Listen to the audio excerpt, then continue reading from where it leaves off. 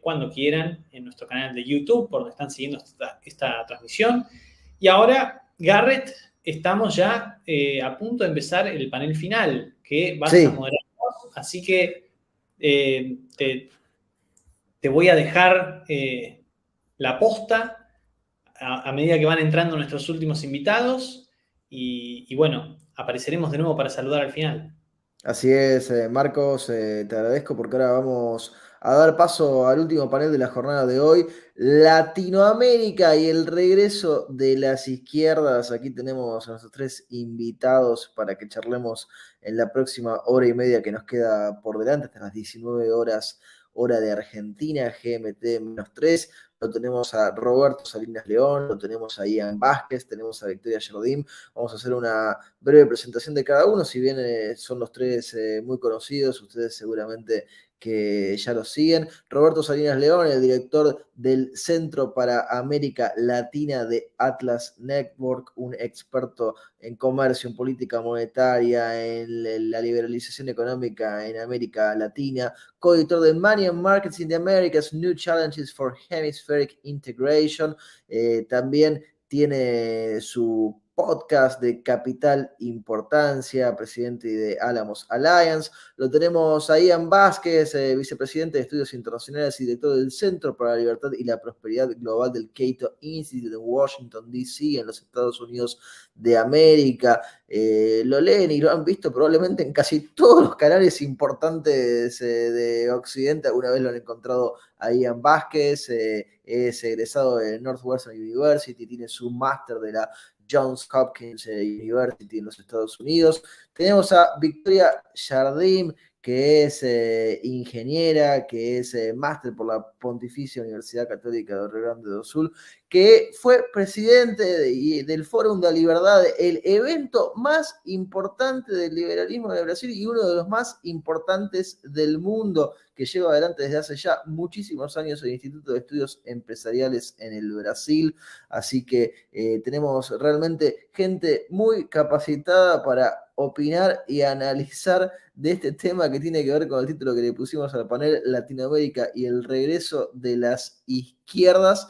No vamos a hablar de fútbol hoy porque tenemos Brasil, Perú, tenemos también México y acá conmigo la Argentina, no se preocupen, ese es el único tema, o no, o quizás sí, porque podríamos hablar de cómo el fútbol también tiene su impacto en la política de nuestros países. Roberto, Ian, Victoria, un placer tenerlos aquí con nosotros. Gracias. Muchas gracias. Gracias. Si les parece, arrancamos unos 15 minutos cada uno. Hacemos primero Roberto, después Ian, después Victoria, con lo que nos quieran dejar como primer análisis, como primer punto para tratar.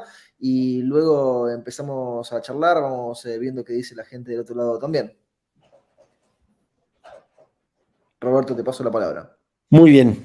Bueno, pues ante todo, muchas gracias. Encantado de compartir un panel de esta naturaleza y, bueno, por la invitación también en este extraordinario coloquio, esta extraordinaria reflexión que arma Fundación Libertad, pues con dos muy buenos amigos, Ian Vázquez y yo, que nos conocemos ya desde hace muchísimo y con varios proyectos en común. Victoria con la gran labor que está haciendo al frente de Instituto de Estudios Empresariales, y pues en un tema que no precisamente soy fan del título de esta sesión, porque así como hay izquierdas, hay derechas y hay del centro y hay de todos lados, y realmente esas etiquetas creo que las debemos dejar de un lado al hablar de lo que está sucediendo en América Latina y más bien enfocarnos en el tema de el surgimiento de lo que Tom Palmer ha llamado el populismo iliberal, que tiene varias dimensiones, ¿sí? Pero podemos ver en todas partes cómo hay ciertas características. Por ejemplo, yo no pienso que mi propio presidente aquí en México, Andrés Manuel López Obrador, sea claramente identificado de izquierda. Tiene varias facetas, pero lo que sí sabemos es que es autoritario y liberal profundamente en contra de lo que es el espíritu de la democracia liberal. Bukele en El Salvador es quizá otro ejemplo, que en su reciente entrevista en Fox News llegó a enamorar a varios de los que comparten las ideas de la libertad, con el tema de Bitcoin y demás, pero pues que realmente preocupa muchísimo el autoritarismo que está ejerciendo, de una forma además sumamente inteligente.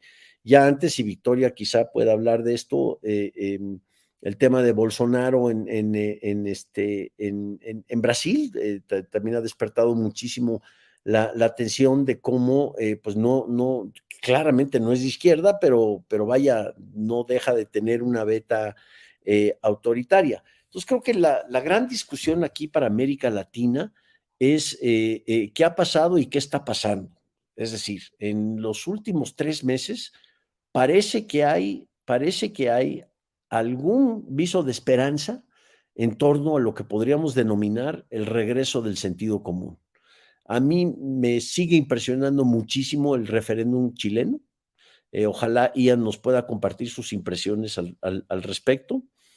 Simplemente como observador, cuando Gabriel Boric gana la presidencia el año pasado, pensábamos que ya venía la debacle total de Chile, o sea, el regreso, pues ahora sí que a los 50 y a los 60 y destruir todo lo bueno que se había construido en Chile en torno a las reformas estructurales, en torno a los grandes cambios en materia de libertad económica, incluso a una transición muy ordenada a un sistema democrático, los checks and balances, los pesos y los contrapesos, etcétera. Surgen las manifestaciones en 2019, surge todo el tema de que ahora el pueblo responde y que ahora el pueblo sí está consciente, y todas las diferentes necesidades en torno a la narrativa de las desigualdades económicas, pero surge una propuesta constitucional que es probablemente la peor propuesta constitucional que se ha visto en la historia del ser humano, con cosas verdaderamente bizarras que ya se estaban escalando a derechos constitucionales. Creo que son más de 100 derechos que estarían garantizados en esta propuesta constitucional. Y pues al someterse a referéndum popular, viendo que la votación fue del 62 o casi 65%, pues eso fue, yo creo que un símbolo de esperanza de que se empieza a recuperar alguna especie de sentido común en cómo vamos a hacer las cosas. Sí, cambio, pero no tanto. O sea, en una forma un poco más conservadora, un poco más de ensayo y error, un poco más, no, como dice en inglés, throw out the baby with the bathwater. Es decir, no desechemos todo, vamos a destruir todo para reconstruir solo lo bueno. Entonces creo que eso fue algo muy importante. No sabemos cuáles serán las consecuencias, pero recientemente en Argentina, ahora que hablamos del Mundial y por cierto, pues mi corazoncito está con los latinos, así que suerte el domingo contra Francia. Pero vaya, el hecho que Cristina Kirchner haya sido, vaya, que un veredicto de la Corte, eso es algo que es sumamente importante para un país que ha sufrido tremendas fragilidades institucionales a lo largo de, pues, caray, ya serán más de 50 años de enorme debilitamiento institucional. Y recientemente, nuevamente recurro ahí a que nos ilustre qué está pasando en Perú, pero el hecho que a Pedro Castillo haya tratado de hacer un golpe de Estado y no pasaron ni siquiera 24 horas que ya se encontraba en la cárcel. Yo creo que esto es algo, estos son momentos que no son momentos de decir que, bueno, ya triunfaron las ideas de la libertad, ya ahora sí vamos por el camino correcto, pero sí indican que algo ha pasado en donde hay un cierto regreso de lo que a mí me gustaría llamar es el sentido común, ¿no? Y hay que posicionar las ideas de libertad como las ideas del sentido común, como las ideas de la gente cotidiana, como las ideas de algo tan sencillo como qué es un mercado abierto, qué es el libre intercambio de bienes y servicios. Nosotros en Atlas acabamos de lanzar el índice de burocracia 2022, con un lema que es de sentido común, es déjame trabajar. Eso no tiene nada de político, de ideológico, de que tomo tal posición o tal orientación, o que si soy liberal o libertario, anarquista, whatever. Es simplemente déjame trabajar. Yo puedo ser maoísta en mi corazón y aún así, bueno, déjame trabajar. Entonces, para dejar trabajar, pues tenemos que, digamos, en el caso de Argentina, imagínate, son 900 horas laborables al año. O sea, para traducirlo, en un año, los argentinos dedican, digamos, en un día laboral, dedican como de las 9 de la mañana a la 1 de la tarde a burocracia. Y a partir de la 1, bueno, pues ya es hora del bife, ¿no? Y quizá de un vinito, ya, pues ya. Entonces, bueno, se vuelve mucho más sencillo en América Latina, ¿sí? Como hay un altísimo costo de oportunidad de lidiar con esta carga regulatoria, simplemente pagar el costo de entendimiento, ¿no? O sea, el soborno, o lo que en México llamamos la mochila o la mordida. ¿Por qué? Porque con esto me estoy ahorrando una gran cantidad de tiempo para poder salir adelante. Bueno, eso me desvío del tema, pero yo creo que el regreso de las izquierdas en América Latina es más un tema preocupante por ver cómo en los últimos años ha habido un surgimiento del regreso de lo que yo podría llamar, lo que preferiría yo llamar el caudillismo autoritario y liberal. ¿Sí? La figura del caudillo sigue estando sumamente presente. El año pasado en Cuba teníamos alguna esperanza de que con el movimiento del San Isidro y el himno de Patria y Vida pudiese haber un cambio, no se dio. En Colombia es verdaderamente preocupante lo que ha pasado con el surgimiento de alguien que, además, un presidente que está dispuesto a liberar a los terroristas y a los miembros del crimen organizado que están hoy en la cárcel. En Venezuela, bueno, parece ser un caso absolutamente perdido cuando pensábamos que también había ciertos visos de ciertas esperanzas en esa materia, y verdaderamente el que nos parte el corazón es Nicaragua, como amigos nuestros que están en la cárcel hoy en día simplemente por haber osado contender a la presidencia. Ese fue su único pecado. Eso es terrible en ese sentido. No deja de ser un país en donde Ortega se ha dedicado a ver cómo atrae inversiones y da favores. Si alguna etiqueta vamos a utilizar para lo que ha pasado en México o en Nicaragua, es fascismo puro y duro. No es la izquierda, es un fascismo puro y duro. Corporativismo, militarización, autoritarismo, el manejo de lo que Moisés Naím llama en esta interesante reflexión del regreso al poder, la posverdad, ¿sí? El relato. López Obrador en México es un mago para el relato, ¿sí? Sale gente a manifestarse en la calle, yo estuve en esa manifestación para defender la democracia liberal, las instituciones democráticas. Fueron casi 1 millón de gentes que estuvieron ahí, y el relato que se creyó la gente que escucha sus famosas mañaneras, sus conferencias de prensa, fue que fueron no más de 10,000, 12,000. Y como él hizo 2 semanas después, en esa sí llegaron más de 1 millón. Entonces, bueno, esta manipulación de la realidad, la manipulación de la verdad, el manejo de la posverdad es algo que caracteriza todos estos autoritarismos, estos nuevos caudillismos. Bueno, pero con eso dejo y pasarle la palabra a mis amigos y colegas con una primera reflexión. Muchas gracias, Roberto. En tiempo además perfectísimo. Escuchamos a Ian. Gracias, Garrett. Saludos a todos ustedes. Lo que ha ocurrido en el Perú recientemente, un intento de golpe de Estado al estilo fujimorista, en el que el presidente Castillo quiso cerrar el Congreso, gobernar por decreto, reorganizar la justicia a su gusto y encaminar al país a una nueva constitución, representa obviamente la total falta de convicción democrática por su parte, pero también la total falta de convicción democrática y liberal de buena parte de la izquierda latinoamericana. Felizmente, este intento fracasó. No eran 24 horas, sino eran 2 horas, Roberto, en que le capturaron. Y las instituciones democráticas y la Constitución prevalecieron, se respetaron y funcionó el sistema democrático. Pero Castillo ha recibido un respaldo en la región de los gobiernos de México, de Argentina, de Colombia, de Bolivia y demás líderes políticos en la región.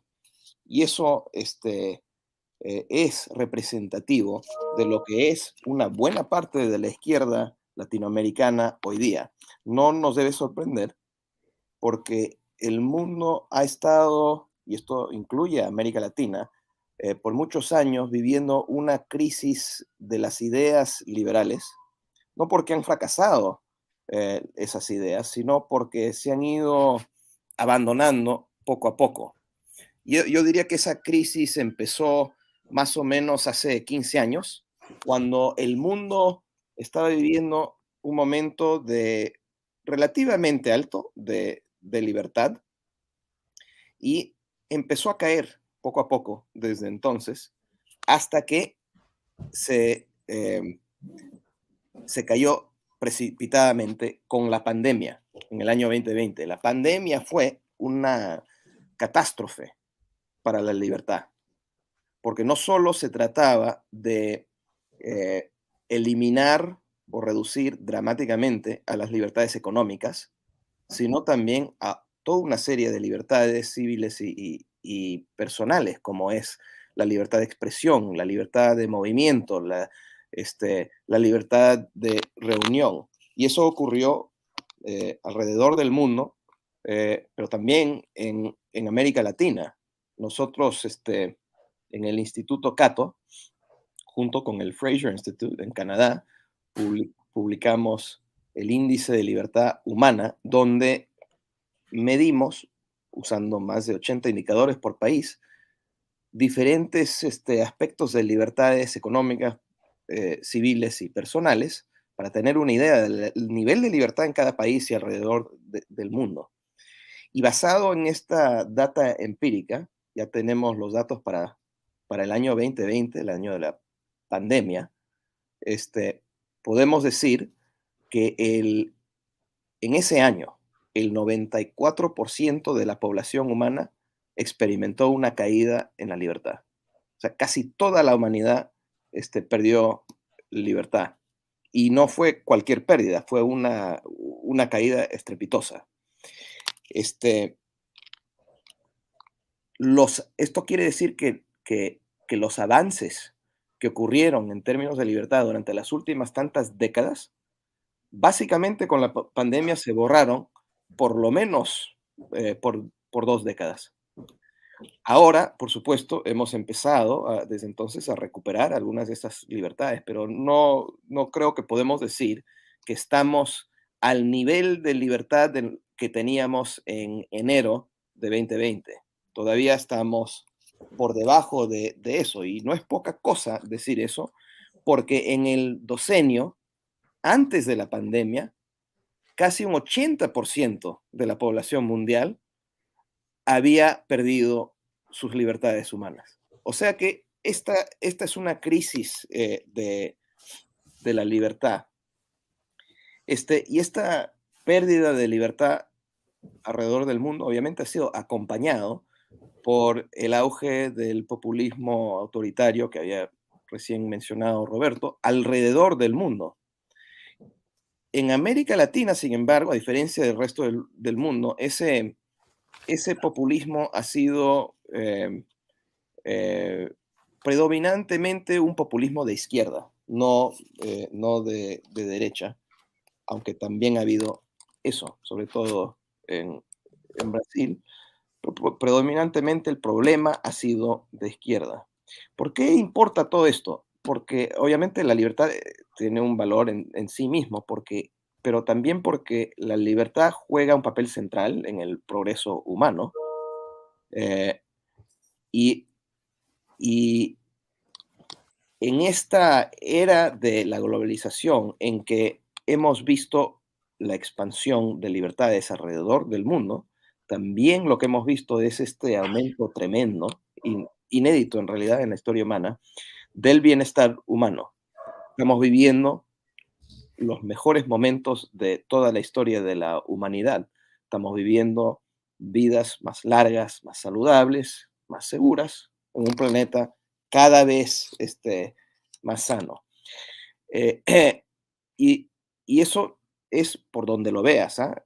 Alrededor del mundo, la expectativa de vida, acceso a agua potable, mortalidad infantil, estas mejoras se han disparado como nunca, beneficiando especialmente a los países pobres. Por lo tanto, la brecha entre los ricos y pobres en términos de bienestar humano se ha estado cerrando de una manera dramática y, como digo, inédita. Eh, eh, Eso es lo que ha creado las ideas liberales. Eso es el mundo que ha creado el liberalismo. El mundo de nuestras ideas ha sido este progreso inédito que, en que prácticamente todos se han beneficiado. Y esto también representa para los liberales, y sobre todo en nuestra región, un, un desafío enorme. Porque si bien podemos decir que estos avances eh, se deben a las políticas, instituciones liberales, ¿por qué entonces ha surgido alrededor del mundo los autoritarismos, los nacionalismos, los populismos? ¿Y por qué hay tanta gente que está justamente rechazando los valores, las instituciones, las políticas que han generado tanto progreso? Y me temo que no hay una sola respuesta para eso, pero es una buena pregunta para muchas regiones, sin excepción, que incluye además América Latina. Eh, no hay una sola respuesta, porque los ejemplos son variados. Este fenómeno antiliberal incluye a países ricos y pobres, a democracias y no democracias, y a sociedades tan distintas como Hungría y la India y Turquía y Gran Bretaña, para no hablar de los países latinoamericanos que en sí son variados. Y ha ocurrido esto más o menos al mismo tiempo alrededor del mundo. Yo hasta ahora no he visto una buena explicación de por qué todo está ocurriendo más o menos al mismo tiempo y me parece que quizás no hay una buena explicación, que lo que está ocurriendo es que esto se debe a un montón de diferentes factores y que los factores son distintos y que varían de país a país. Entonces, me parece que vale la pena, que tiene mucho sentido porque es llamativo lo que ha ocurrido en Chile. O sea, lo que ocurrió en Chile es muy diferente a lo que ha estado ocurriendo en México, para no hablar de lo que ha ocurrido en Estados Unidos. Me parece que nosotros, para entender esto, porque después de todo, esto es lo que estos fenómenos antiliberales es lo que están respaldando a eh, la izquierda latinoamericana, no llegan solitos nada más. Entonces nos corresponde a nosotros estudiar caso por caso y prestar atención a los diferentes factores en Chile, a diferencia de México, a diferencia de Perú, etc. Y como digo, el caso chileno es llamativo porque, como todos sabemos, Chile es el caso de éxito de un país en desarrollo, por casi cualquier ángulo que uno puede ver, en casi cualquier indicador, sobrepasa la región, sobrepasa la experiencia de desarrollo y de avance y de progreso humano, es en realidad, hace de Chile uno de los grandes casos exitosos de los países en la historia del desarrollo. Y yo creo que un factor importante que ha jugado el regreso de la izquierda en Chile es la ideología. La ideología de izquierda en Chile yo creo que jugó un papel muy importante durante décadas, hegemónico en realidad en las instituciones culturales del país, como en otras instituciones, la prensa, las universidades, hasta las corporaciones, sin que haya defensa coherente y moral de los líderes chilenos, de la sociedad libre. Entonces abrió las puertas a la narrativa de izquierda antiliberal, a pesar de que se estaba creando un éxito inédito en Chile. Por lo tanto, los hechos no importan si es que todos creen o saben que el sistema en sí es injusto. Si uno cree eso, como es la narrativa de la izquierda, entonces todo lo demás no importa, los hechos no importan. Es más, falsedades son los que se cree. O sea, se cree en Chile que la desigualdad incrementó, falso. Se cree que no hay movilidad en la sociedad chilena, falso. Es una de las sociedades con más movilidad. En fin, se puede voltear a un país con la fuerza de la ideología. Yo creo que quizás ese factor también juega un papel importante en buena parte de Latinoamérica, pero en Chile sí creo que fue importante para cualquier país que, que progresa de manera rápida, como fue el caso chileno, para cualquier país que tiene alto crecimiento por largo tiempo y está logrando avances en todos los indicadores de bienestar humano, se crean altas expectativas. La sociedad se acostumbra a ese nivel a ese paso de progreso, y cuando no ocurre, como fue el caso de Chile por varios años de poco crecimiento, se crean frustraciones y ahí sí se abren las puertas a estas narrativas de que el sistema en sí es corrupto, que no funciona, etcétera, etcétera. Hay otros factores que podemos discutir en el caso chileno. Esos son un par que creo que jugaron un papel importante.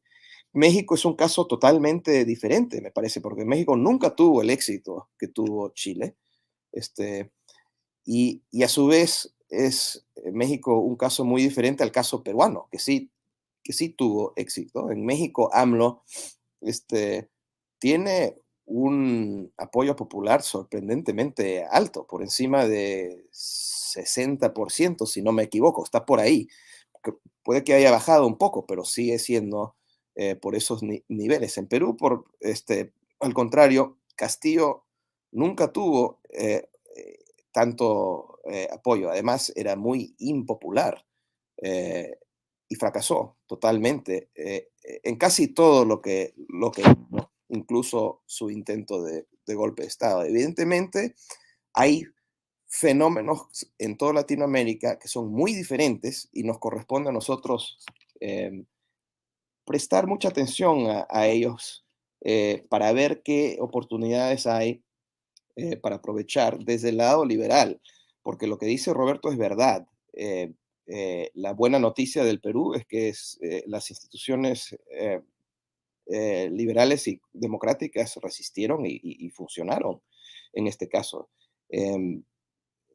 Sí se rechazó el referéndum en Chile porque la izquierda fue más allá de lo que tenía que hacer. Vamos a ver qué pasa, pero es el momento para aprovechar de ese sentido común que existe en buena parte de América Latina. Yo siempre digo que en toda Latinoamérica siempre existe sentido común y que los liberales siempre tienen que apelar al sentido común porque como en muchos pueblos, América Latina es un pueblo con sentimientos encontrados. Tú le puedes preguntar al mismo latinoamericano la misma pregunta de diferentes maneras y te va a responder de diferentes maneras dependiendo de cómo le preguntes. Si tú le preguntas a un latinoamericano, oye, si le das a tal y tal político con nombre, apellido, tal y tal cantidad de millones de pesos o dólares para hacer esta obra, ¿tú crees que sería buena idea? Y no, pues eso es una mala idea, este es un ratero, va a haber corrupción, mala idea. Pero si le preguntas a la gente, a la misma persona, ¿no crees, no crees que el Estado debe preocuparse por la salud de la gente? te van a decir que sí y que hay un proyecto para eso, lo van a apoyar. Eso es lo que hace la izquierda. Habla de manera no habla apelando al sentido común basado en experiencia directa, como hablamos nosotros los liberales o como debemos hablar nosotros los liberales. Hablan en generalidades para promover un mundo muy lindo, pero que no corresponde a la realidad.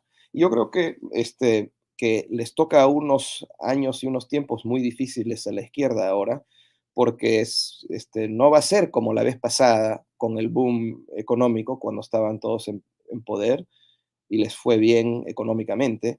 Vienen tiempos económicos difíciles y eso también es algo que nosotros los liberales debemos aprovechar, porque sus ideas son malas y en tiempos difíciles es cuando se comprueban que tan malas son.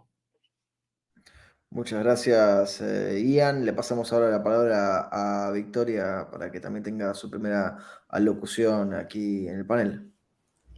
Bueno, muchas gracias, Gary, por la invitación. Saludo a Roberto y a Ian. Siempre empiezo mis charlas en español pidiendo perdón por el portuñol. Así, si me falta una palabra u otra, bueno, ahí intentamos en inglés. Pero bueno, voy a hacer entonces un apañado y enfocarme un poco más en Brasil, porque creo que es importante y bueno, tuvimos acontecimientos recientes importantes también con las elecciones. Bueno, 2002 se elige el presidente Luis Inácio Lula da Silva contra José Serra por la primera vez. Empieza su gobierno de manera un poco más moderada, hace una carta a los empresarios diciendo que va a ser un poco más abierto en la economía y realmente lo hace por los primeros 4 años. Pero llegamos en 2005 con el escándalo de corrupción de Mensalão, que fue uno de los mayores de la historia de Brasil, y también con escándalo de corrupción en fútbol. Corinthians, el time de presidente, robó el campeonato brasileiro de mi internacional, pero y ahí está, corrompiendo hasta el fútbol. Bueno, después, 2006, todos pensaban, bueno, con los efectos de los escándalos no tiene chance, pero ganó Lula nuevamente contra Alckmin, que hoy es su vicepresidente, ¿vale? Ahí entonces, 2010, consiguen elegir a Dilma Rousseff contra Ceja nuevamente. 2014, Dilma contra Aécio. Y ahí también, nuevamente, PT gana en una elección muy apretada, pero gana. Y ahí empiezan las investigaciones de la Lava Jato. Entonces, que fue el mayor esquema de corrupción del país, con casi 300 condenados políticos y más de 25 billones de reales recuperados para los cofres públicos. Y la operación se va de 2014 a 2018, haciendo todos los procesos y todo eso.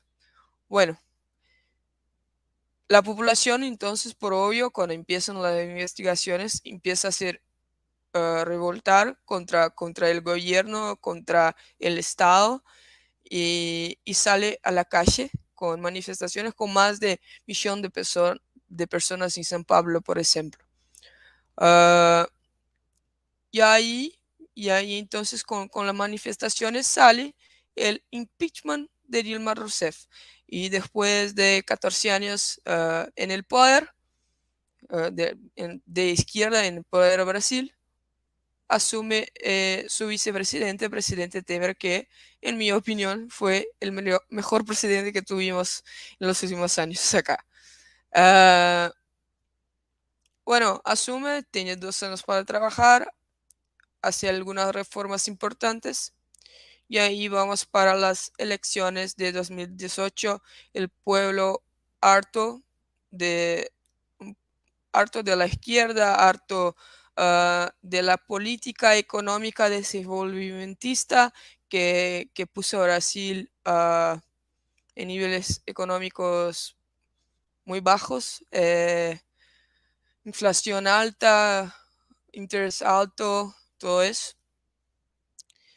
Y ahí entonces, en ese contexto, surge, como ustedes hicieron, lo populismo de derecha, lo populismo de Bolsonaro, para combatir lo populismo de izquierda. Ambos no liberales, por obvio. Bolsonaro no fue un liberal, pero adentró con un discurso liberal, sí, en la economía, y se propuso a poner un ministro de Economía, de Finanzas de derecha y liberal, que fue Paulo Guedes. Ahí entonces, bueno, gana Bolsonaro, muy bien. La economía fue bien, Brasil va a crecer 2.7 el PIB este año. Hicieron reformas importantes como por ejemplo la reforma de seguro social aquí y también la ley de la libertad económica, que para nosotros empresarios, bueno, fue una de las mejores cosas que pasó aquí en Brasil,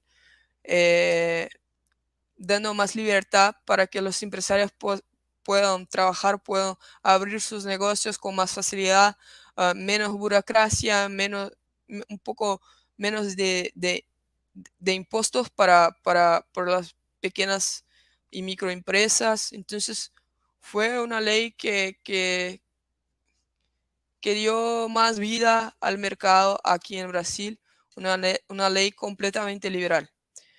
Y bueno, estaba todo yendo bien y ahí pasa lo que Ian relató muy bien, que pasa la pandemia. Y ahí la pandemia, estado de excepción total.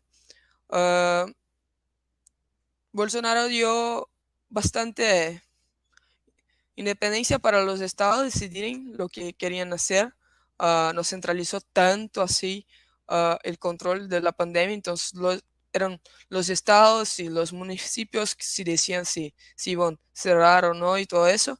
Pero el problema ahí fue la manera como se portó adelante del público y de los brasileiros.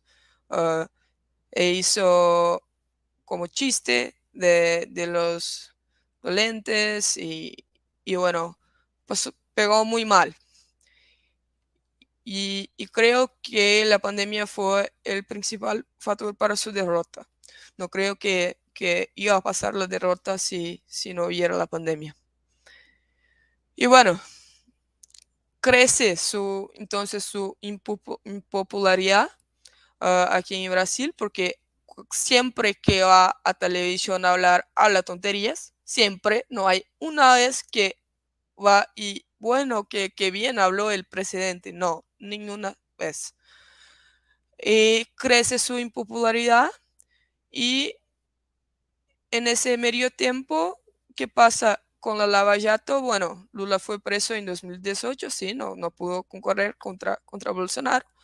Y bueno, ahí llega próximo de las elecciones y Lula es suelto en una decisión un tanto controversa de la Suprema Corte de Brasil, que no le he inocentado, pero he decidido que su proceso ocurrió de forma que no podría ocurrir. Y por eso no tenía legitimidad. Y así, bueno, Lula pudo concurrir a las elecciones. Ahora, llegando a 2022, entonces, Lula contra Bolsonaro. Ustedes saben el fin de la historia. Gana Lula. Creo que mucho por culpa de la incompetencia de Bolsonaro de dialogar con las personas, de dialogar principalmente con el nordeste brasileiro, de tener el mínimo de empatía necesario. Y bueno, a mí siempre me pregunto cómo puede que alguien que sea comprobadamente un ladrón y líder de esquema de corrupción llega a la presidencia después de todo lo que pasó, pero bueno, ahí creo que es un fenómeno que ocurre en toda América Latina, ustedes también lo saben, y bueno, esa es la política, ¿sí? En términos de lo que veo de impacto de eso para Brasil y para América Latina, me preocupa no que Brasil va a virar una Venezuela, Cuba o Nicaragua, no creo que va a ocurrir, creo que nuestras instituciones liberales y democráticas están funcionando bien. A propósito, no creo que hubo fraude ninguna, creo que Lula sí ganó de verdad las elecciones. Eh, Bolsonaro incluso salió en la tele diciendo, bueno, uh, que iba a hacer la transición y todo eso. El problema mejor son sus fanáticos que se quedan enfrente de los cuarteles pidiendo por intervención militar casi 2 meses después de la elección. Eso está pasando en Brasil todavía, pero son una pequeña parte de la población. Um, Y, y bueno, entonces, ¿qué creo que va a pasar ahora? Bueno, creo que de nuevo, populismo en Brasil, corrupción, troca de favores, una preocupación que tengo principalmente por las decisiones que fueron tomadas cerca de las elecciones, tanto soltando a Lula, cuanto también interfiriendo un poco en libertades fundamentales, como por ejemplo la libertad de expresión. Pues muchas personas fueron censuradas en las proximidades de las elecciones por hablar fake news, y el TSE, Alejandro de Moraes, el juez, se dio el derecho de decir lo que era verdad y lo que no era, y sacar del aire quien estaba hablando lo que consideraba fake news. Bueno, entonces eso es otra cosa que me preocupa, el abuso de poder de judiciario desenfrenado que pasó ahora recientemente y continúa pasando.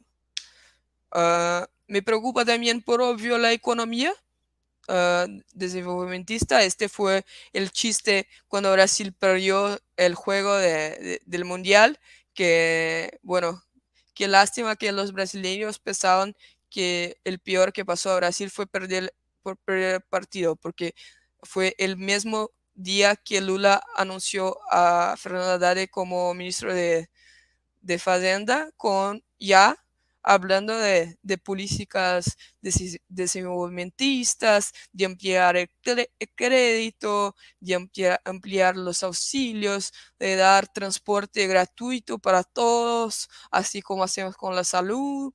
Y bueno, ahí el mercado brasileño cayó como no sé cuántos por ciento en un día, y el dólar subió brutalmente. Entonces me preocupa mucho, mucho la economía, principalmente porque, como dijeron aquí, el escenario político económico global ya no es favorable. Entonces creo que las malas políticas van a tener un impacto muy, muy mejor.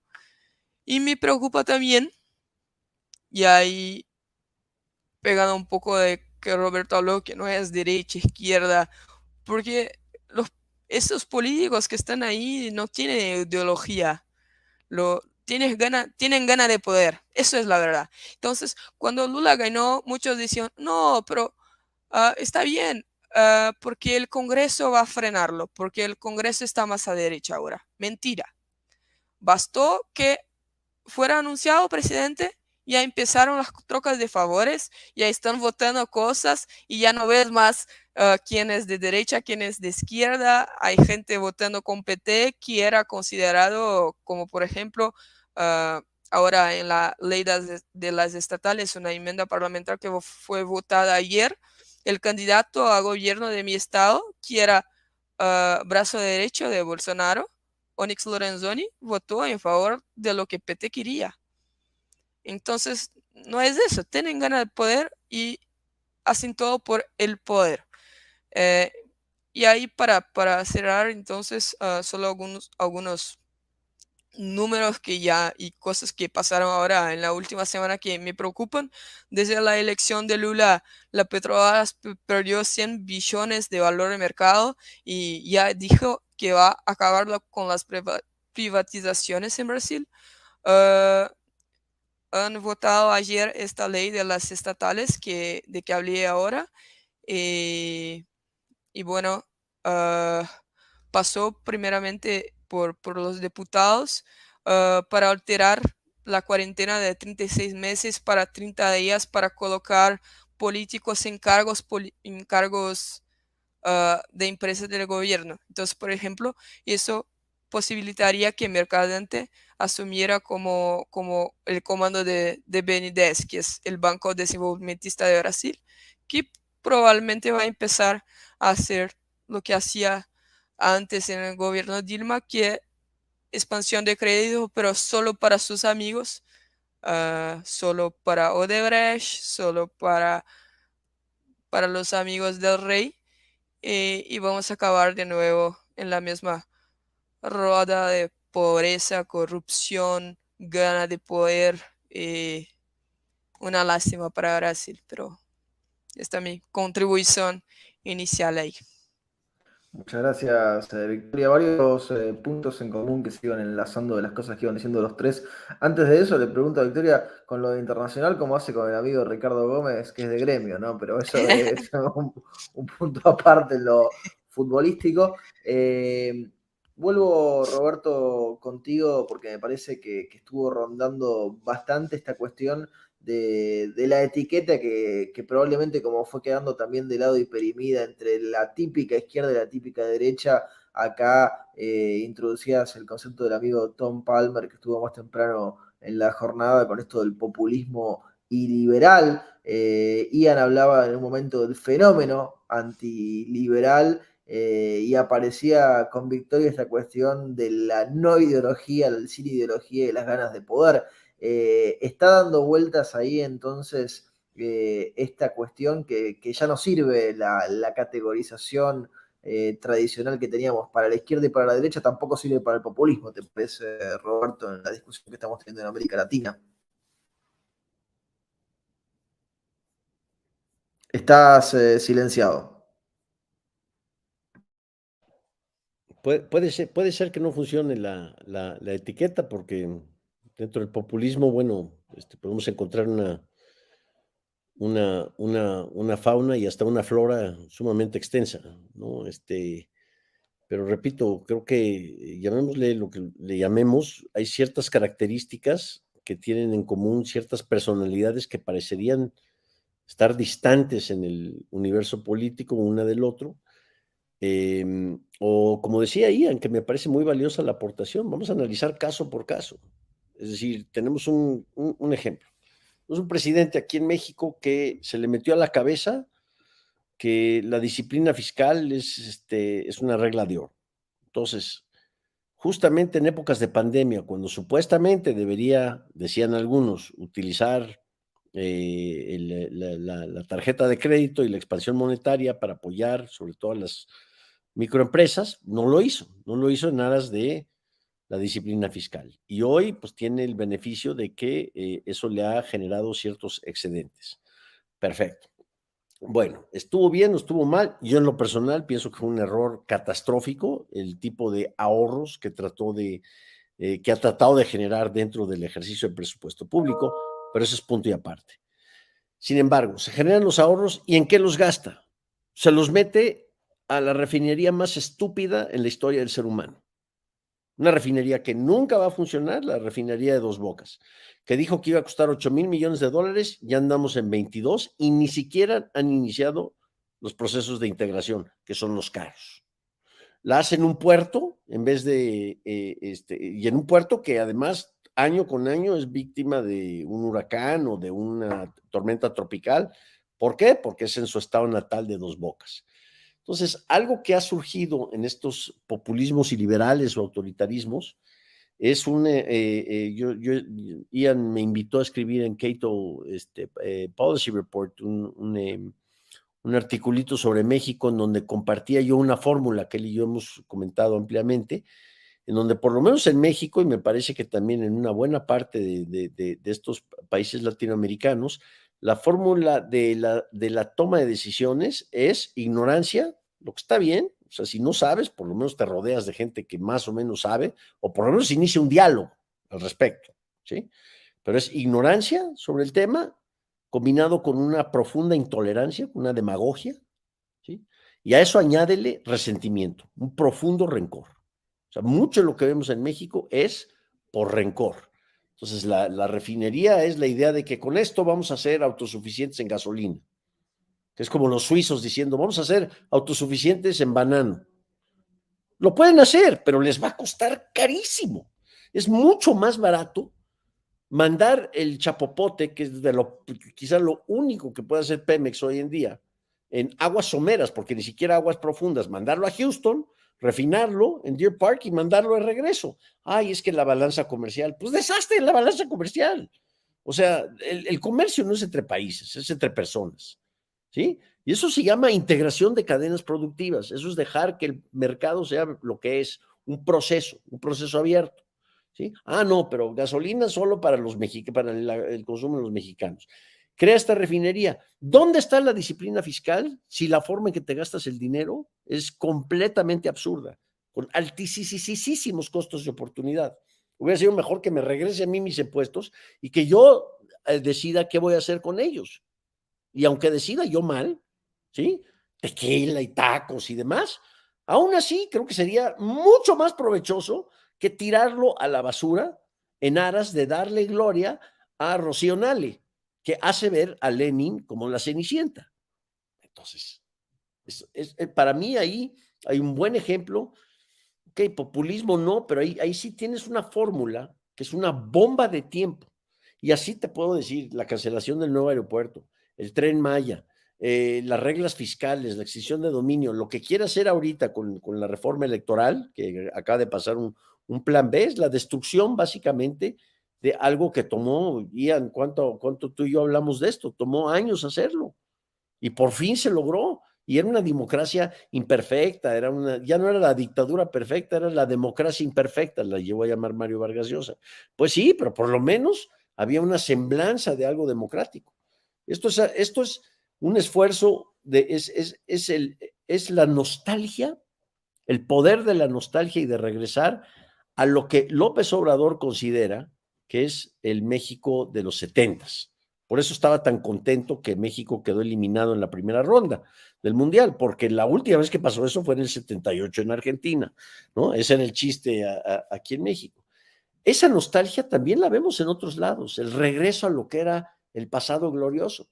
Y ahí es donde el tema de ignorancia e intolerancia entra a colación. O sea, si nosotros vemos, independientemente de qué está pasando las cosas, en el panorama económico, lo que Ian dice es absolutamente cierto.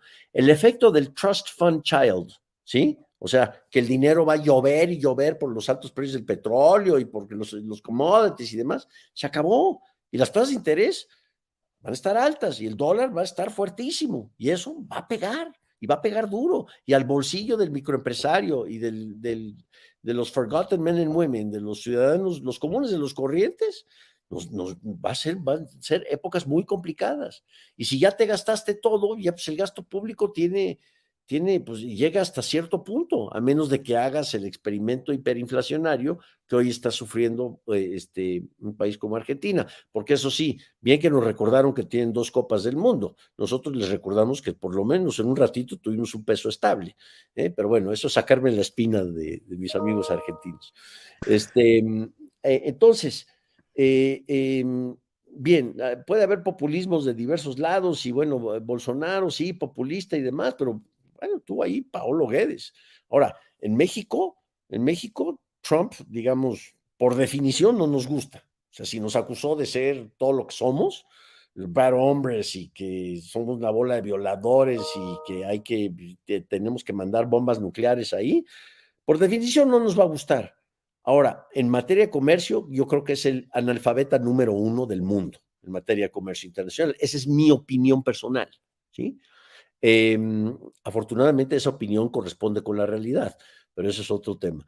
Sin embargo, en materia económica, puso a gente muy buena ahí, gente que son amigos nuestros, un Kevin Hassett, por ejemplo, cuando estuvo colaborando con él, Casey Mulligan, varios otros. Entonces, vaya, podemos hacer varias diferenciaciones de qué es lo bueno, y a lo mejor la etiqueta populista pues se ha convertido, también ha habido muchos abusos en esas etiquetas.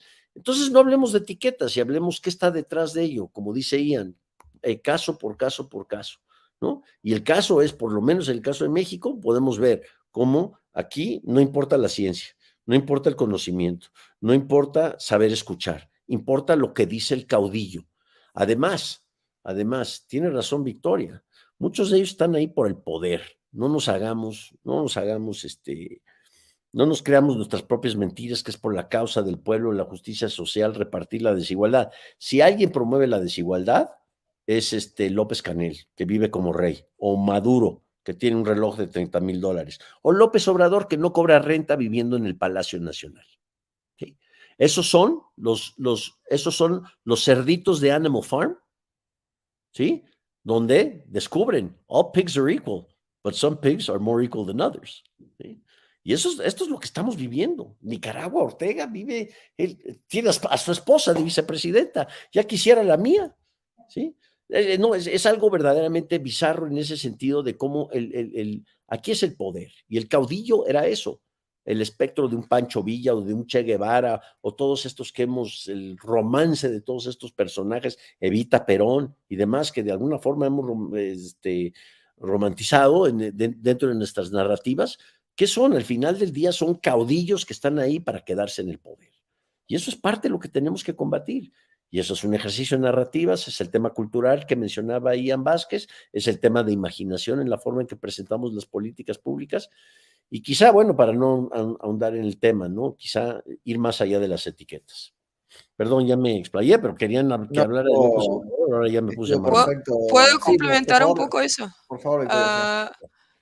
Aunque no me gusten las etiquetas, también creo que tenemos que diferenciar las cosas. Entonces, también no me gusta poner todos en el mismo, no sé cómo se dice en español, pero ok. Sí, la misma bolsa, el mismo saco.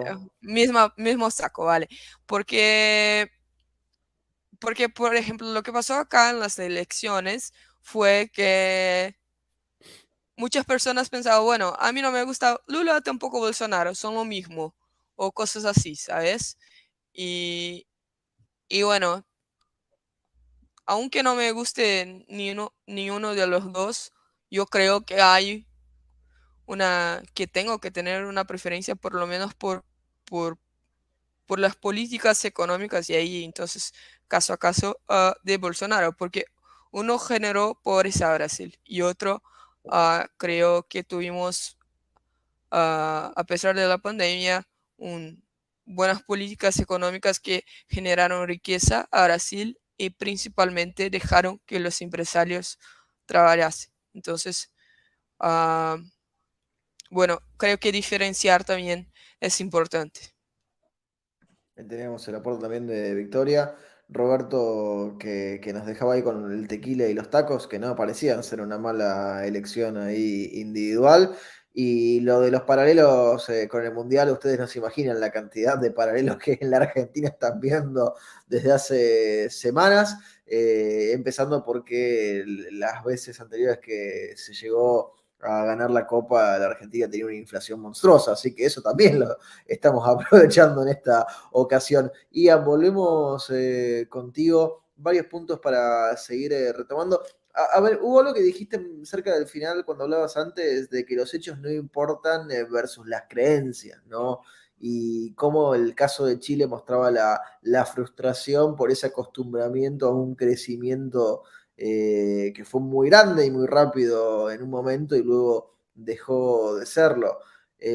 ¿Para qué seguimos analizando todo entonces, no? Si los hechos no importan. Pregunto honestamente, porque digo, me parece que seguro los tres y gente de otro lado se preocupa por los hechos. En la Argentina durante mucho tiempo se puso de moda la frase dato mata relato, ¿no? Cuando se trataba de hacer caer los distintos relatos, las distintas mentiras, las distintas cosas que el kirchnerismo, que el peronismo empujaba.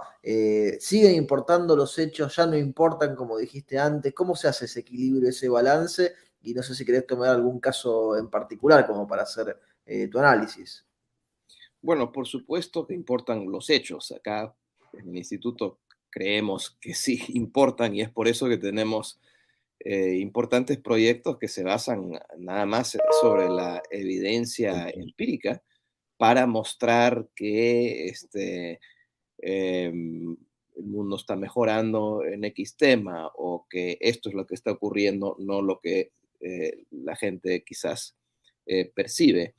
Los hechos importan además porque muchas veces hay una brecha grande entre los hechos y la percepción y a veces se deben a razones ideológicas y a narrativas políticas que se promueven por ciertos intereses, pero a veces corresponden a la psicología de la gente, ¿no? Una de las razones por la cual mucha gente educada piensa que las cosas cada vez van peores en el mundo es simplemente porque psicológicamente la gente se acuerda de las malas noticias. Psicológicamente eso es como la humanidad ha podido sobrevivir, pensando en el tigre que te va a comer o que comió al vecino. Siempre estás pensando en lo más peligroso. Así así ha sobrevivido la humanidad. Y los avances tienen que ocurrir poco a poco, hasta tener progreso de verdad, y los retrocesos típicamente ocurren todo a la vez. O sea, el avión se cae del cielo y muere 100 personas, pero la verdad es que los avances tremendos en los viajes de avión han sido espectaculares. Se puede viajar muy seguramente, mucha más gente viaja y esos avances son enormes. O sea, en los últimos tantas décadas, por mucho tiempo, 120,000 personas todos los días estaban sacando de la pobreza.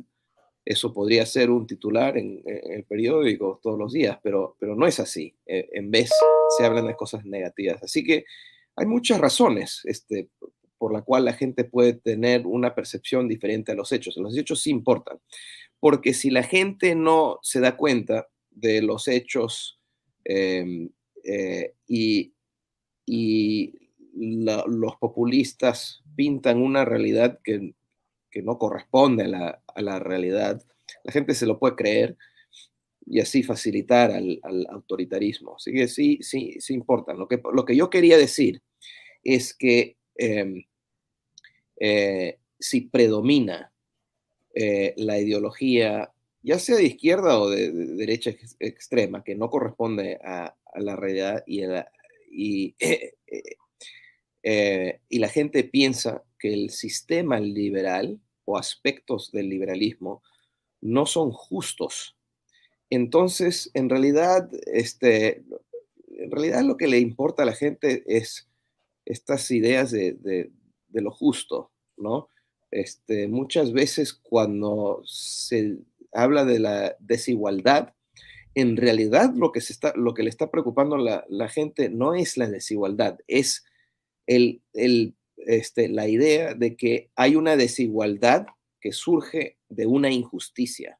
Y en América Latina tiende a ser así. O sea, las grandes desigualdades de América Latina son causa del Estado, porque el Estado pone muchas reglas que impiden a las oportunidades para la mayoría de la gente. Por eso hay un mercado, una economía informal. La falta de propiedad privada, pero no para los ricos. Ellos sí tienen propiedad privada que lo reconoce el Estado, los demás no. Ese tipo de cosas son desigualdades, son cosas que incrementan la desigualdad y que son causadas por el Estado. Los liberales debemos estar preocupados por ese tipo de desigualdad porque son causados por injusticias. Pero cuando las desigualdades son debidos a procesos justos. La gente no tiene tanta envidia o problema con eso. O sea, Steve Jobs se enriqueció enormemente, como Bill Gates lo hizo, pero mejoró toda la humanidad en el camino y la gente no le tiene rencor a esa gente por hacer eso. Eso es muy diferente al caso, por ejemplo, de Carlos Slim, un mercantilista en México que se benefició por privilegios del Estado. ¿A qué voy? Es que si la narrativa, en este caso estamos hablando de izquierda, es una narrativa basada en la explotación, la injusticia, entonces uno puede decir, pero si bajas el impuesto, el arancel de acá vas a tener más ingreso, no les importa eso a la gente. El hecho importa, pero se tiene que acompañar los hechos con una argumentación eh, y una defensa moral de la sociedad libre. Gracias, Ian, ahí por tu aporte. Volvemos con Victoria un segundo, porque cuando hacía el repaso de Brasil nos contaba de los distintos Lulas y de los distintos momentos del PT, y también Roberto retomaba un poco, ¿no? Este punto de si tiene o no tiene ideología. ¿Qué Lula están esperando para a partir del 1 de enero de 2023? Porque uno desde fuera se pregunta bastante qué es lo que va a terminar haciendo. Están, como vos decías, que a lo mejor no hay que tener demasiado en cuenta la composición del Congreso, sí, pero ¿es un Lula que se está dando cuenta de que la ola viene por otro lado? Bueno, creo que mucho de la gente que votó en Lula votó esperando un Lula moderado. Y ya vemos que eso no va a pasar. Ah, las nominaciones de ministros que ya he hecho son terribles, como dijo Haddad para la economía, Mercadante ahora para Benítez, y por ahí va. Y, y la lista que presentó de ministros es una tragedia.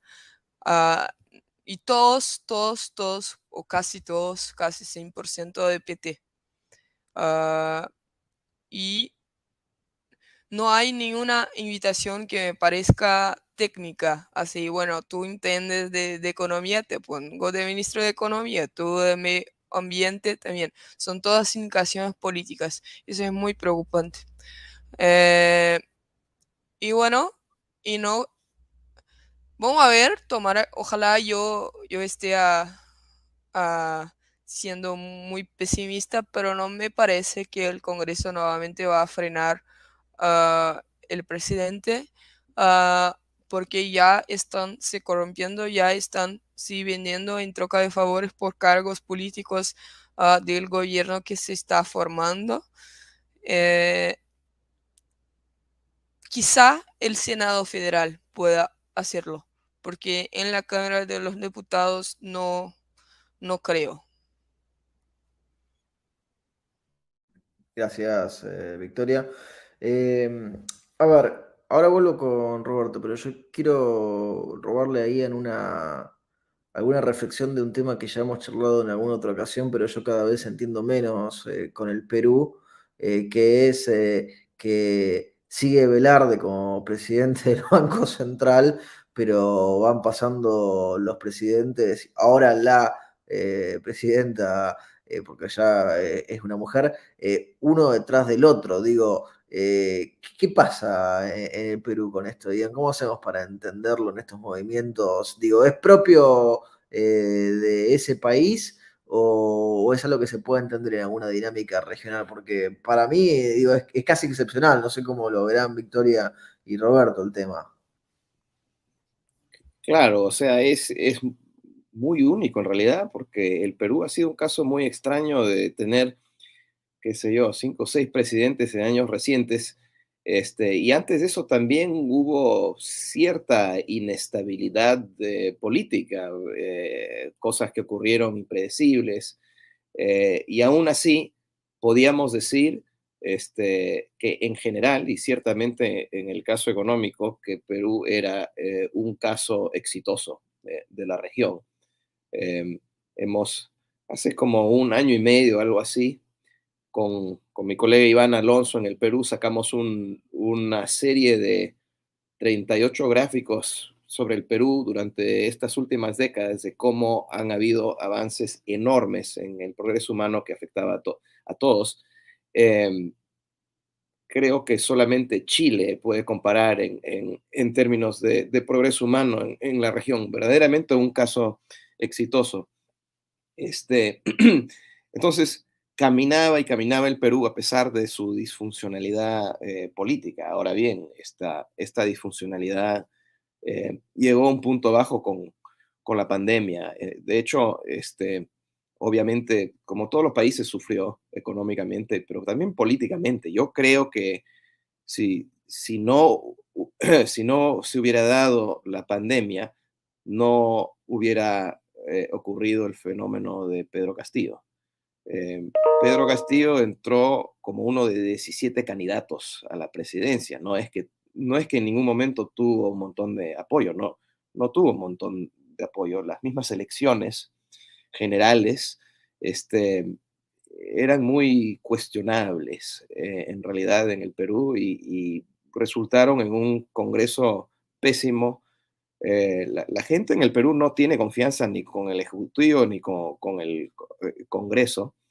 Lo que pasa es que, a ver, yo diría que en los años 90, cuando empezó en toda la región la era de las reformas económicas en la dirección del liberalismo, yo diría que el Perú era el país eh, que más reformas hizo de maneras más profundas, rápidas y coherentes que cualquier país, probablemente porque también fue uno de los países que peor sufrió los años de los 80 económica y políticamente, o sea, fue una catástrofe de verdad y se tenía que hacer un cambio radical y profundo. Y lo que distinguió el Perú era no solamente la profundidad y coherencia de sus reformas, sino que a diferencia, además, de los otros países, es que se mantuvieron, esas políticas se mantuvieron y no, además, se cometieron importantes errores de política pública en el camino, como sí ocurrió en Brasil, como sí ocurrió en Argentina, como sí ocurrió en México. Así que en vez se profundizaron algunas reformas, se firmaron tratados de libre comercio. Por lo tanto, la base institucional, sobre todo económica, del Perú es entre las más fuertes que hay en América Latina, mientras que el sistema político cojeaba y se volvía cada vez más disfuncional. O sea que creo que es por eso que tenemos esa rara situación de un país exitoso en montones de indicadores, pero políticamente eh, mal, y en algunas instituciones, como es el caso del Estado de Derecho, que es débil, sigue siendo débil, y eso no es común encontrar en ninguna parte del mundo. Un país que crece, un país que avanza en muchas cosas, pero que sigue teniendo un Estado de Derecho todavía débil, que es el caso peruano. Y eso no puede, en mi opinión, eso no puede persistir. Tiene que empezar a mejorar el Estado de Derecho para que siga avanzando. Pero vamos a ver cómo le va al Perú en ese sentido. Es cuestión de observar, porque yo creo que el Estado de Derecho no es una cosa que se puede promover directamente, se tiene que dejar evolucionar y crear las condiciones para que se dé. Y en el Perú quizás eso va a tener que ver con algunas reformas políticas, eh, eh, la organización política del país. Quizás el país es un país muy rico en recursos naturales, hay muchas minas. Eso ha causado problemas a nivel regional dentro de los departamentos en el Perú, donde existe corrupción a nivel departamental. Eh, O sea que los departamentos son muy ricos y no lo administran bien, crea mucha corrupción y atrasa esas regiones, pero eso ya es al nivel subregional.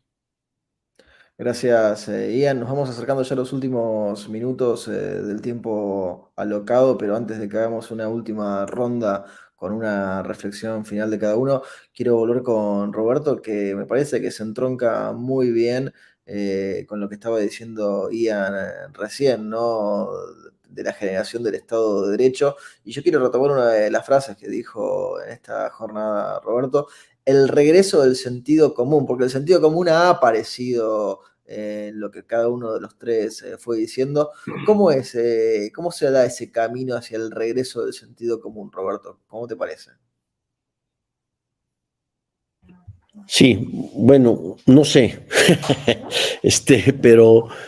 pero me parece que debemos abrazar esa narrativa y debemos estudiarla. Es decir, por ejemplo, si nosotros vemos temas económicos, incluso temas políticos, o en materia comercial. Un tema que en México rebasa por completo la política es el tema comercial. Nuevamente, esté tal o cual de gobernador o pase lo que pase, pasa una situación similar a la de Velarde con el Perú, ¿no? Nosotros vemos, por ejemplo, la expansión del comercio internacional de México ante el resto del mundo ha sido algo que hace 25 años jamás, de los jamás, nos hubiéramos imaginado el nivel que ha llegado. ¿Y eso es por qué? Pues si el comercio es libre y voluntario, una parte se beneficia solo si la otra parte se beneficia. Eso se llama ventaja comparativa, pero también es sentido común. A ver, yo gano si tú ganas. Se acabó, se acabó. Puede haber toda clase de modelos, de abstracciones y demás, pero esa es la esencia y la consecuencia del libre comercio. Y eso es sentido común. Una moneda estable. Eso no es que Friedmanita de ultraderecha. No, es una ama de casa que quiere una canasta, poder comprar lo mismo mañana de lo que puede comprar hoy. Sí, y hoy lo estamos viendo. Lo estamos viendo ya con incrementos de inflación en México que ya sobrepasó el 10%.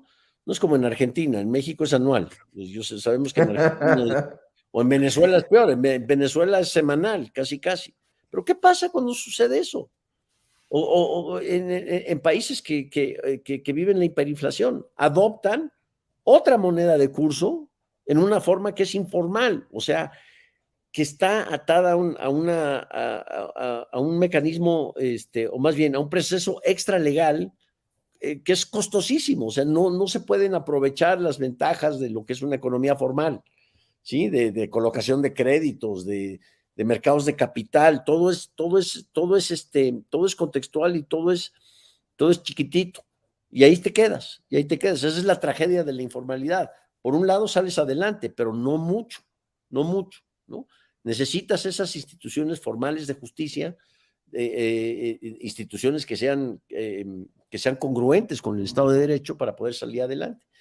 Pero bueno, yo creo que ahí hay dos buenos ejemplos de sentido común. Los derechos de propiedad privada. Yo he estado trabajando sobre un tema desde hace muchos años, una curiosidad intelectual de cómo potenciar al ciudadano mexicano con derechos de propiedad sobre algo que supuestamente es propiedad de la nación.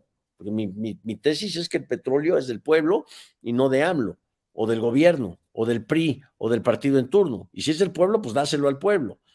Porque, bueno, si es de la nación, ya sabemos, lo que es propiedad de todos es propiedad de nadie. Eso también es sentido común. O sea, no me estoy inventando aquí grandes sabidurías. Y yo creo que ese camino es bien importante rescatar, que no es una posición predefinida ideológica, sino que es lo que es folk wisdom, ¿no? Si el pueblo es bueno y sabio, como dice López Obrador, pues diablos que lo escuche, porque te están pidiendo a gritos, déjame trabajar. Te están pidiendo a gritos leyes sencillas para nuestro mundo complicado. Te están pidiendo a gritos que mi moneda sea estable, que mi unidad de cuenta pueda comprar lo mismo mañana de lo que puede comprar el día de hoy. Y te están pidiendo a gritos también que lo mío es mío, no tuyo, es mío. Eso es sentido común. Muchas gracias, Roberto. Hacemos una última ronda, un minuto de cierre, hacemos Victoria, hacemos Ian y hacemos Roberto. Victoria, una reflexión final para el cierre en el panel. Bueno, vale, creo que aunque sea una lástima lo que está pasando ahora en Latinoamérica, para la expansión de las ideas es una gran oportunidad, porque es más fácil sí ser oposición. Y bueno, ahora, como dijo Ian, el contexto global ya no está tan bueno, entonces las políticas malas que van a hacer con la Sí, economía y sí. todo eso va a aparecer muy más, y ahí cabe a nosotros entonces apuntar las fallas, como dijo Roberto, dónde están los problemas para presentar nuestras ideas entonces como opción. Gracias, Victoria. Ian. Bueno, yo creo que la buena noticia de lo que ha ocurrido en el Perú no es solamente que las instituciones han persistido, no, que fracasó el intento de golpe de Estado, sino que em, la izquierda, con su, con su autoritarismo,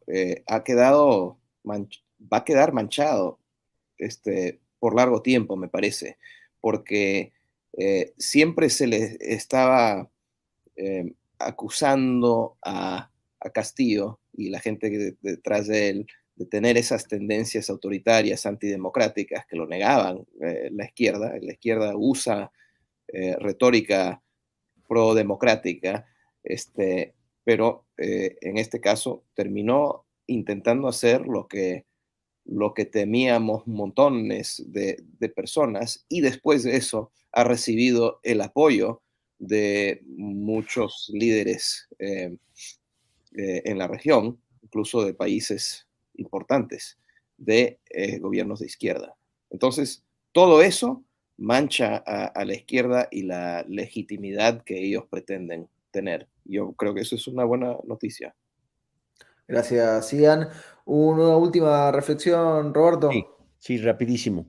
Este punto es fundamental de justamente eh, The Emperor has no clothes, ¿no? O sea, realmente se está revelando el caudillo autoritario como alguien que es. Y lo estamos viendo en México cuando AMLO no está reconociendo a la nueva presidenta del Perú. Para mí, Pedro Castillo sigue siendo, híjole, y no escucha, no escucha. Le dicen, no, presidente, ¿por qué está haciendo? Pues si tipo es un criminal, claramente trató de violar la ley y por eso lo arrestaron. Ah, no, porque él sabe más que todos los demás. Y pues, eso revela la esencia autoritaria de ese caudillismo. Yo creo que parte también, y con esto ya complemento mi último comentario, pero no por echarle flores a mi amigo Ian Vázquez. El proyecto de Cato Institute sobre el progreso humano para mí es una de las grandes avenidas que debemos de explorar en América Latina. Porque ahí así no es ideológico, son historias de progreso humano, punto. Resulta que para lograr ese progreso humano, ahora necesitamos la evidencia empírica para ver qué es lo que genera ese progreso humano. Y resulta que es la libertad humana, o sea, económica, política, civil. Y yo creo que tenemos ahí una oportunidad de un estudio muy serio, con sustento empírico muy serio, pero que a la misma vez apoya una narrativa muy atractiva. El hecho de que sí podemos salir adelante, sí podemos aspirar a un mejor nivel de vida y sí podemos lograr lo que el proyecto de progreso humano logra. Y además, quitarle una palabra que jamás le pertenecía a los progresistas, el progreso. El progreso es una palabra de la libertad. Muchas gracias, Roberto. Gracias a Ian Vázquez, a Victoria Jardín, a Roberto Salinas León, que estuvieron acompañándonos en el último panel de la jornada del segundo Congreso Iberoamericano de Liberalismo Cultural. Gracias a los tres por su tiempo y por acompañarnos para poder charlar un poco de lo que está sucediendo en América Latina. Gracias, Guerre. Gracias a todos. Saludos. Gracias. Alele Blue, Saludos. Gareth. Ahí tenemos el último comentario futbolístico de la jornada. porque ya lo saben ustedes, o no, Marcos, este domingo se paraliza la Argentina completa, pero tenemos el apoyo de Roberto Salinas León, que ahí lo dijo, para con la Argentina en lo que va a ser quizá el momento cúlmine del año. Y la única buena noticia, ya lo dijo el Dibu Martínez, esperemos que se dé, lo dijo el arquero de la selección, una alegría con tanta crisis económica no vendría mal. Falcón, estamos llegando ya al final de la jornada. Así es, Garrett. Lo único que quiero agregar es el famoso anulo mufa de los argentinos. Sí, obvio, siempre, siempre. Se puso de moda ya la frase, la digo yo también por las dudas, anulo mufa. Es el nuevo Puliese, ¿no? Bueno, yo no sé, no tengo tanta edad como para recordar eso. No, como tanta edad. A mí me lo contaron. Bueno, a mí ni siquiera me lo contaron, así que imagínate. Más allá de que tengamos el apoyo de Roberto Salinas León, del pueblo mexicano, de los amigos mexicanos que siempre tenemos, solamente quiero decir que fue un placer conducir este congreso con vos, Garrett. A mí también. A todos los que estuvieron durante todo el día viendo a los más de 20 panelistas que tuvimos en inglés, en español, desde las 10 de la mañana, y recordarles, una vez más, que en las próximas semanas vamos a tener todos los paneles subidos, así es, uno en el canal de YouTube de la Fundación Libertad, para que esto se pueda ver, así como se vieron los del año pasado, que también los invitamos a ver porque fueron también muy interesantes. Y bueno, y esperamos encontrarnos de nuevo el próximo año, ¿no es cierto, Garrett? Así es, en el próximo Congreso Iberoamericano de Liberalismo Cultural. Lo damos por cerrado la edición de este año, la edición 2022, ¿te parece, Marcos? Vamos nomás. Muchas gracias, Hasta Garrett. la próxima, cuídense, éxitos. Chao, chao.